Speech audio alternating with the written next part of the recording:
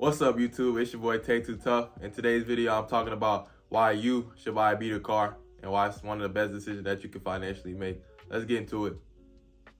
So I added up all the numbers of the average cost to own a car in 2024, including gas, insurance, and monthly payment. I did not include like repairs and stuff because everyone doesn't usually run into repairs as often depending on what type of car you drive. So I just did monthly payment, insurance, and gas.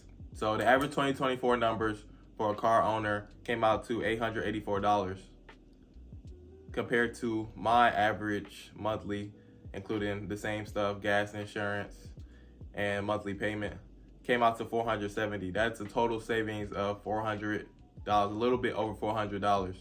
So imagine that invested inside of a stock, inside of a savings account over time, built over a few years, even over 1 year. That's almost $5,000 that you're saving compared to spending. Also, not to mention that most people finance their cars over 4 to 6 years. I did mine over 3 years.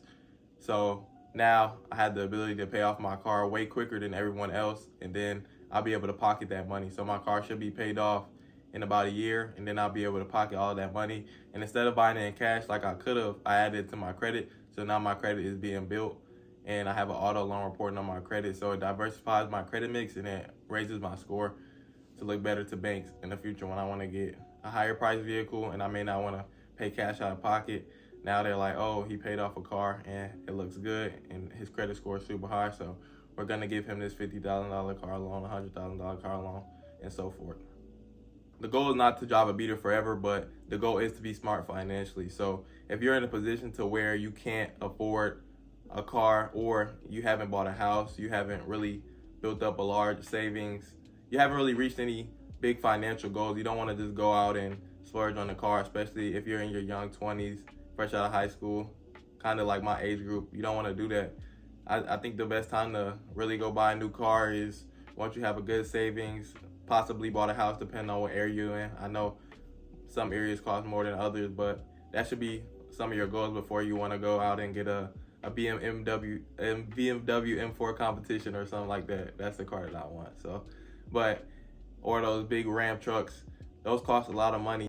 So you don't want to overextend yourself to the point where you're paying so much for a car and you're not even able to save money, because then it's like, what are you doing? You're really just putting yourself in a hole. And by the time that car's paid off, if it's like a $50,000 car, $90,000 car, you could have saved that plus the interest that they tack on top of that. So you could have saved that amount plus a little more. And that's life-changing money if you think about it. You can use that for a down payment on a house. You can use that to fund your kids' college, different things like that. So you want to just make smart financial decisions before trying to go buy a new car.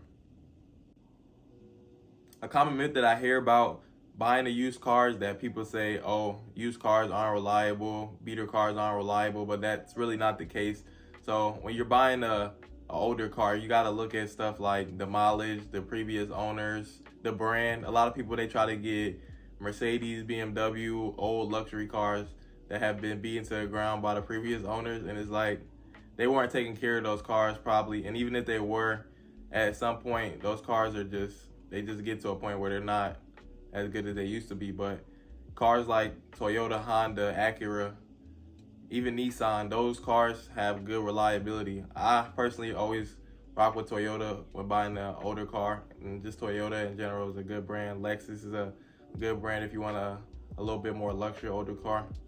But look at stuff like that. You don't want to try to buy an old BMW and then it breaks down like a week later, and now you stuck with a car payment and you try to fix your car, and then that puts you in more financial rut. So if you want to do something like that, I would probably get into a car. But me personally, I would always stick with the Toyota and the Hondas. You can't go wrong with those. Get those, drive those for a few years, stack your money, and then maybe go get that new car if that's really what you want.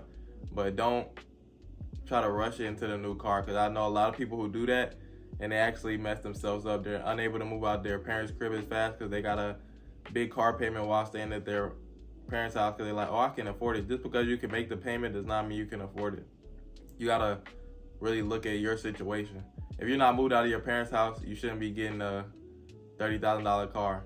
Anything under $10,000, probably good, but anything over $10,000, probably not, just because it's like you don't need it right now.